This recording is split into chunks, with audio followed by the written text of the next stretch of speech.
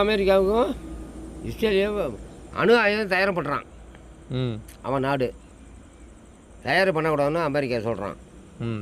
என்னப்பா அமெரிக்காரன் சொல்கிறான், என் நாட்டை காவந்து பண்ணுறதுக்கு நான் அணு ஆயுதம் நான் தயார் பண்ணுவேன் அப்படின்னு அவன் சொல்கிறான்.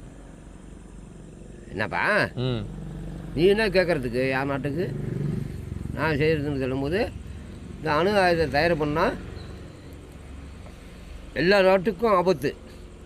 நாட்டுக்கும் அமெரிக்காரும் வல்லரசு நாடு செய்யக்கூடாது ஏன்னு இவன் கேட்குறான். நல்லா தெரிஞ்சுக்கப்பா. அதனால தான் சண்டை உருவாகுது. அப்போ அங்கே பிரதமராக இருந்தான் பாருங்க, அவனை கொண்டுட்டான் அமெரிக்காரன். ஈரானில் உள்ள காரனை கொண்டுவிட்டான்.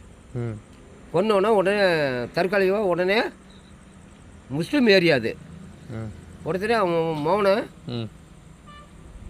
அங்கே உடனே ஒரு தலைவர் செத்து போயிட்டா அடுத்த தலைவர் உடனே எடுக்கணும்ல. உடனே பண்ணோடனே என் அப்பனே கொன்னியா, உடனே நான் உடனே கொல்லாமல் விட மாட்டான்.